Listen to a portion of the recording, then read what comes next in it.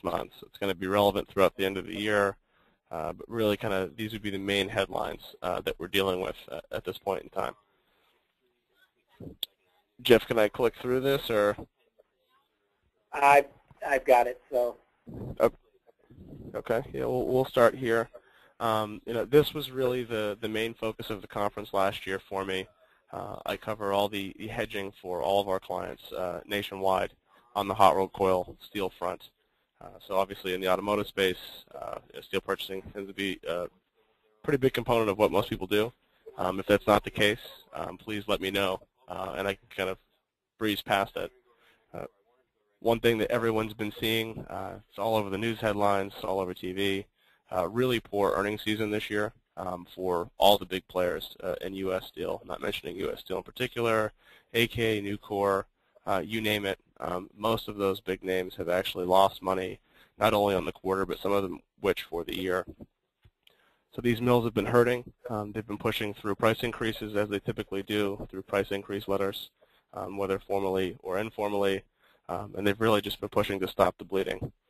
So we've had this odd push and pull on pricing for the last 2 to 3 months, although one mill came out yesterday publicly and said that they've captured some of their increase, but definitely not to the point where they're comfortable. So they're still probably taking on some water in this first quarter. The negative headlines are really what's driving these price increase announcements. It appears that there is still quite a bit of good quality domestic production, as well as cheap foreign product as well. They tend to be still getting hit repeatedly by high import levels. We're getting still cheaper steel from China and Russia, particularly in China, where they have a goal to keep people fed, to keep people happy with jobs. They are producing at a rampant pace just to basically keep the mill running. And we're getting that product dumped into the U.S. So we're hearing anywhere from an $80 to $100 disconnect on some of the foreign purchases, which is hurting our domestic producers. Tony, is that an Yep. $80 to $100 disconnect delivered, or is that X works out of the China mill?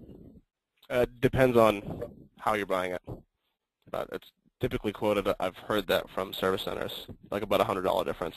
And then you do have freight brokerage as well.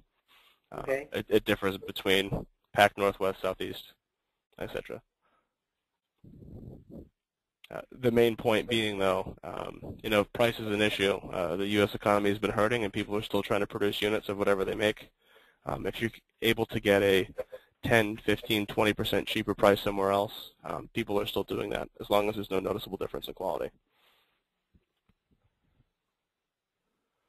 Despite that fact, as I'm kind of hitting on here on the third bullet point, people haven't really shut off that much capacity in the United States. It's still running at about 75%. We did have the big headlines of RG and TK America shutting down, selling off the assets, and that's been a big story. But lead times are still 2 to 5 weeks.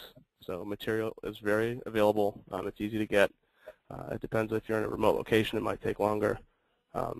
But steel is available. Tony, let's take a break for a second. We've had a couple more people join us. I just wanted to say I've got everyone muted so we don't get feedback. There's a question feature on GoToWebinar. So if folks have a question for Tony, a specific question, just type them in and I'll pose the question. And then we'll move on from there. Okay. Thanks, Jeff. And for those of you that just joined and you're on mute, if you have questions about the prior bullet points or my background, certainly feel free to shout those out at the end as well. Okay. On to the ag space and new home construction. These are two really primary industries that help drive the steel market. They've been coming out, some of the large publicly traded companies have been coming out and noting that they expect a very weak first half. But they are hopeful, like almost everybody else in the U.S., for a pickup by the end of 2013. Both Cat and Deere were kind of going gangbusters the last few years on China expansion and the big ag boom for corn production, have started slowing down. They've seen a little bit of a dent in their business, and it tends to be the beginning of the year when they have sales orders pick up. That's not been the case this year. They're not sure why. It could be for a variety of reasons. I wish I could guess what that is, but things have been slow to start. What I am hearing from both the news and from customers is the lone bright spot continues to be the natural gas space, not just domestic with your pipe producers, the tubular good folks, but also these LNG plants, the liquefied natural gas plants, are actually going extremely well and extremely fast in Japan and Australia in particular.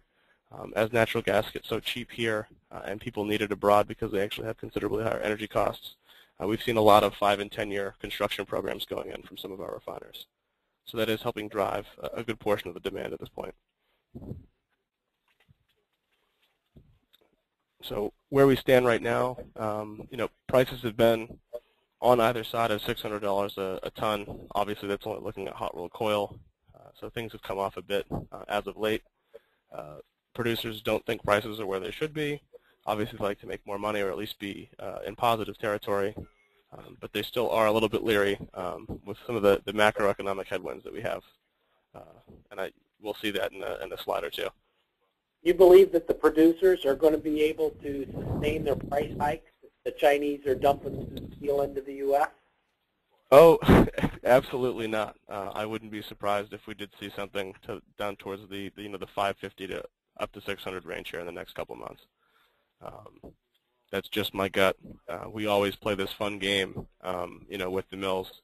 Even when times are good, they push through increases just to see if they can get more. It tends to be a more old school industry.